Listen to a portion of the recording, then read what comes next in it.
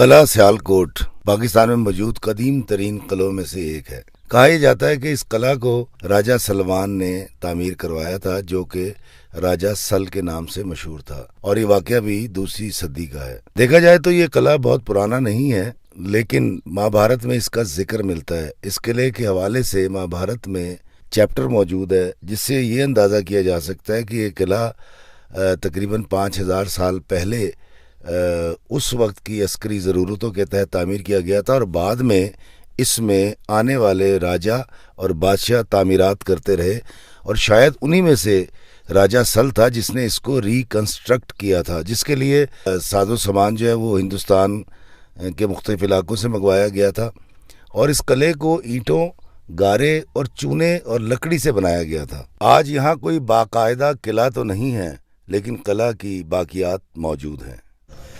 अस्सलाम वालेकुम मेरे अजीज़ों कारी, मेरे अजीज़ों, मैं इफ्तिखार फ़ी प्यारे पाकिस्तान के शहर इकबाल से, जी हाँ सियालकोट से, और पीछे मेरे लिखा हुआ है सियालकोट तो ज़िंदा रहेगा। जी हाँ, सियालकोट भी ज़िंदा रहेगा और पूरा पाकिस्तान भी ज़िंदा रहेगा। मैं इस वक्त मौजूद हूँ सियालकोट किला के बाहर, और मैं आपको यहाँ जो भी बाकियात किले की हैं वो भी दिखाऊंगा।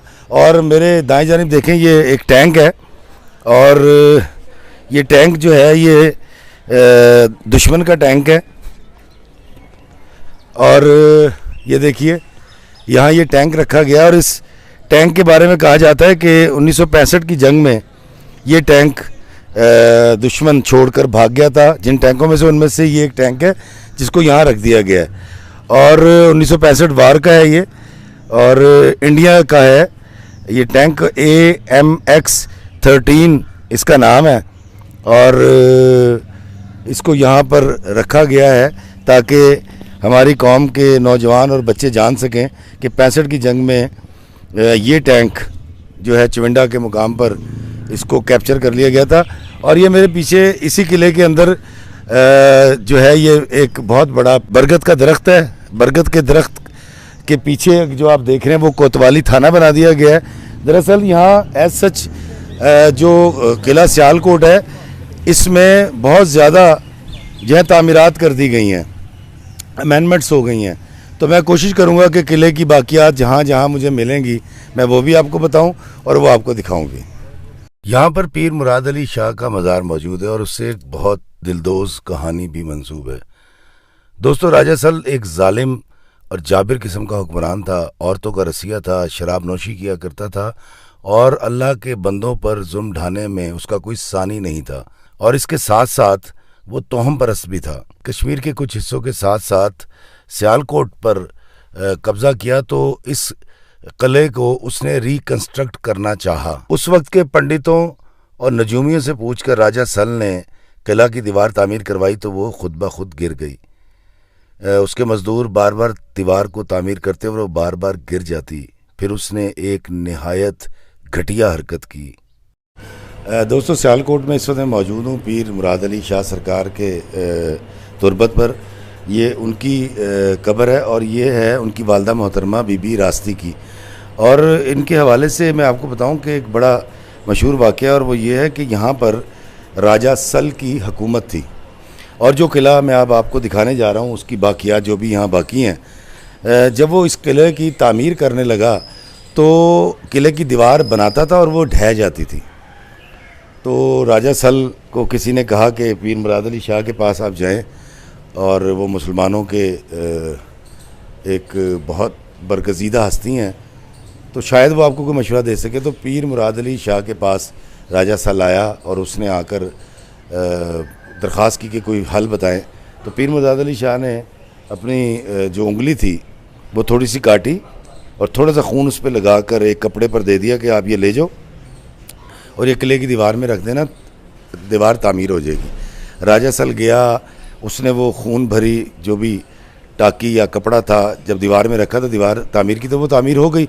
तो राजा सल के दिमाग में ख्याल आया, उसने कहा अगर ये इतना ताकतवर आदमी है जिसके इतने से खून के कतरे से दीवार खड़ी हो गई, तो क्यों ना इसका सारा खून ले लिया जाए।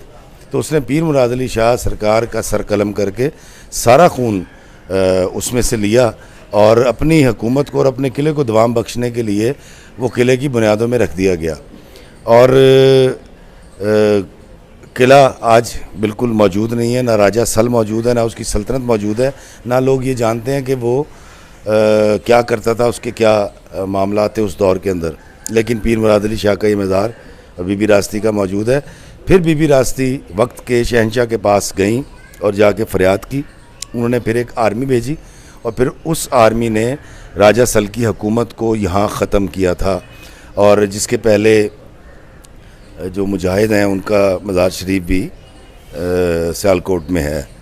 इमाम अली हक शहीद तो शहीद हो गए, लेकिन राजा सल की हुकूमत जो है वो मिलिया मेट हो गई। और मैं आपको दिखाता हूँ यहाँ से, इसी मज़ार के हाथे में ये मज़ार उस किले का ही हिस्सा है। ये देखें, यहाँ दिए जलाए जाते हैं। ये दिया जलाने के लिए ये जगह बना रखी है और यहाँ लोग मन्नतें मानते हैं। और ये बाएं जाने मेरे आप देख रहे हैं, इसमें आग जलाई जाती है और इसको मच कहते हैं, मच बालना। और यहाँ बैठकर आग सेकी जाती है और इसके इर्द गिर्द लोग आकर बैठते हैं। और ये बड़ा शराइन जो हैं ये तो हमारे पाकिस्तान और हिंदुस्तान की ज़िंदगी का हिस्सा है। और ये बरगद का एक बड़ा कदीम दरख्त है जिसकी आप देखें कि जिसको कहा जाता है कि इसकी इजाफी शाखें निकल आई हैं, जिसको मेरे बच्चे कहते हैं मूछें निकल आई दरख्त की। तो बड़ा कदीम दरख्त है, मुझे इसको देख के लगता है शायद 1000 साल से ज़्यादा पुराना होगा। दोस्तों, किला सियालकोट में मैं मौजूद हूँ और यहाँ सारी मैंने बताया अल्ट्रेशन हो चुकी है। और ये एक दीवार और उसका दरवाज़ा और उसकी आर्चेज़ ये यहाँ बची हैं, बाकियात हैं। और ये ऊपर का पोर्शन अगर आप देखें तो ये भी पुरानी ईंट का बना हुआ है, क्योंकि हड़प्पा के मुकाम पे जो आज तक चीज़ इस शहर में, इस पाकिस्तान में इस्तेमाल हो रही पंजाब में, वो है ईंट। और ये देखें, ये पिलर किसी हद तक बाकी है। और ये राजा सल का वो किला जिसके लिए उसने एक अल्लाह के नेक बंदे को कत्ल करके गर्दन काट के उसका खून इस किले की बुनियादों में रखा था, आज कुछ बाकी नहीं रहा, हालांकि उसने अपने दवाम की पूरी कोशिश की थी। दोस्तों, इस वक्त मैं किले की दीवार के बिल्कुल ऊपर मौजूद हूँ और ये जिस जगह पे मौजूद हूँ यहाँ मैं चढ़ जाता हूँ। ये किले की दीवार है, क्योंकि सारी अल्ट्रेशन हो चुकी है, ढह गया किला, ऑफिस बन गए, यहाँ बल्दिया का दफ्तर है और ये पीछे पूरा शहर नज़र आता है। और जब मौसम साफ़ हो तो कहते हैं कि यहाँ कश्मीर की पहाड़ियाँ भी दिखाई देती हैं। तो ये किले की दीवार है। आए मैं किले की बाकियात आपको दिखाता हूँ।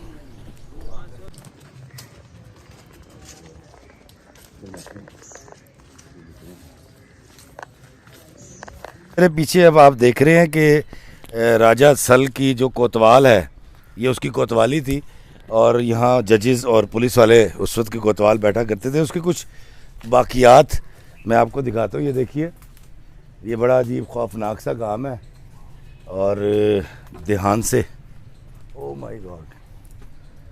और ये देखें, बड़ी खस्ता हाल सूरत हाल है इसकी।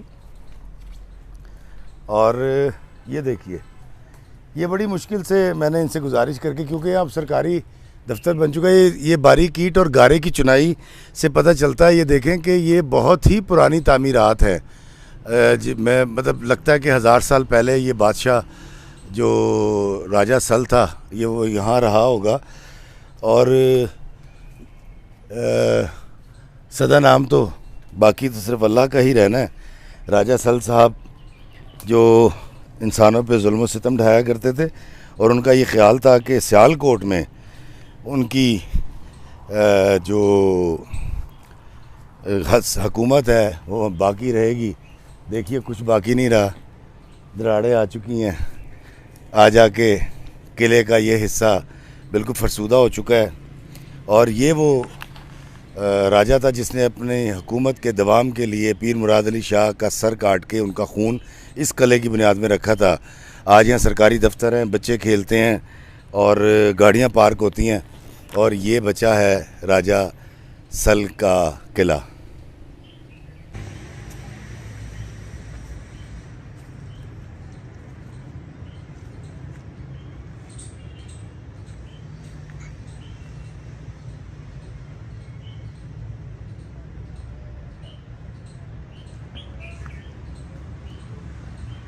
आप देख रहे हैं सियालकोट शहर नज़र आ रहा है, क्योंकि ये किला जो है ये एक ऊंची जगह पर है और किले की जो बाकियात हैं वो मैं आपको दिखाता हूँ कि देखें ये किले की ये बाकियात आप मेरे साथ देखें। ये आर्चेस बनी हुई हैं और यहाँ कमरे हैं और यहाँ पर उनकी फ़ौजें रहा करती थी। ये टाइल देखें, ये जो छोटी टाइल ये आप देख रहे हैं और इस किले को देखकर लगता है कि आने वाले जो भी बादशाह थे उन्होंने साथ साथ इसकी तामीर में अल्ट्रेशन भी किया, इजाफा भी किया और कुछ चीज़ें डिमोलिश भी की हैं और इसकी बड़ी खस्ता हालत है। ये देखिए ये किला पीछे से बड़ा खौफनाक सा सीन है और काई जमी हुई है इस किले की दीवारों पे, किला सियालकोट।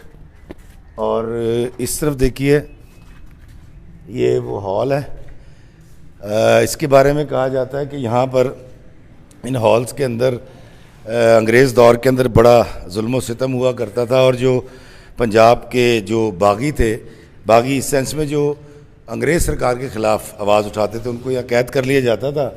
और मैं तो अपनी तख़य्युल के कानों से वो तकलीफ़ें, वो आहें, वो सिसकियाँ सुन सकता हूँ जो यहाँ पर कैद किए हुए हिंदू, सिख, ईसाई या मुसलमानों की थी अंग्रेज़ के ख़िलाफ़ या उससे पहले जब यहाँ बादशाह हुआ करते थे।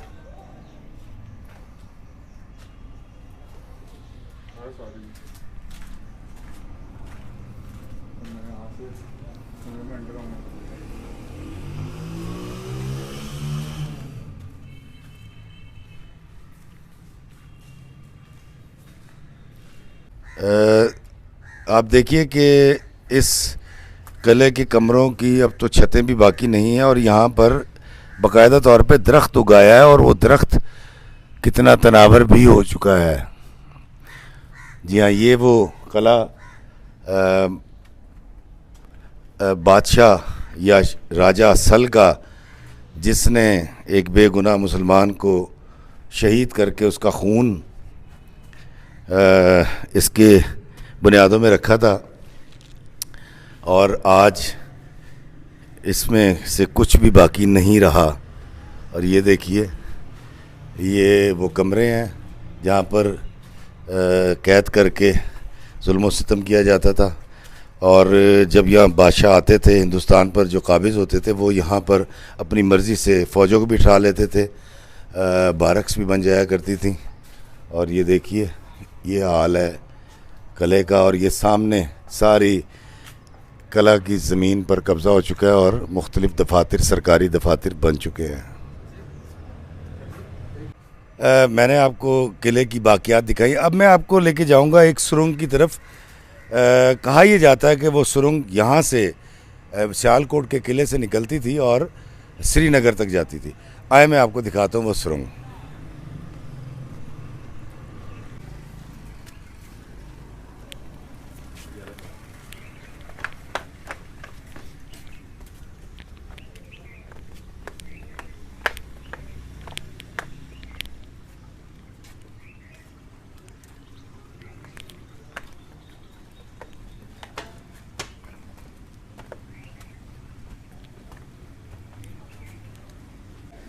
दोस्तों ये देखें किले की ये जो आर्च है, दीवार का एक कॉर्नर होता है जिसके अंदर इसको यूज़ किया जाता है। इसके ऊपर हरकारे होते हैं, तोपें लगा दी जाती हैं या तीरंदाज बिठा दिए जाते हैं। ये सिर्फ इस किले का, सल के किले का या सियालकोट किले का सिर्फ ये वाला पोर्शन बचा है। और मैं आपको बताता हूँ, ये देखिए दीवारों की खस्ता हाली आपके सामने है। और मैं अब आपको दिखाऊँगा वो सुरंग जिसके बारे में मैंने आपको कहा था। दोस्तों ये है वो सुरंग, ये देखिए ये वो सुरंग है जिसके बारे में कहा जाता है कि ये सुरंग यहाँ से जाती है और श्रीनगर जाके निकलती है, लेकिन इसको बंद कर दिया गया है। तो सियालकोट किला आज जितनी तफसील से मैं आपको दिखा सकता था मैंने कोशिश की और मैंने आपको दिखाया है। जी दोस्तों आइए मैं आपको बताता हूँ इस किला के ऊपर जहाँ मैंने आपको उसका कॉर्नर की बाकियात दिखाई, वहाँ पर ये पीर सुर्ख रूह शहीद सरकार का ये रोज़ा मुबारक है और ये इमाम साहब का जो मज़ार शरीफ है सियालकोट के अंदर, शहीद का ये उनके भांजे हैं। जालिम, जाबिर, मुतकब्बिर, घमंडी हुक्मरान बादशाह नहीं रहते। रह जाता है उन अल्लाह के बंदों का नाम जो अल्लाह के बंदों से मोहब्बत करते हैं। सदा रहता है उनका डेरा आबाद और सदा बादशाही सिर्फ अल्लाह की।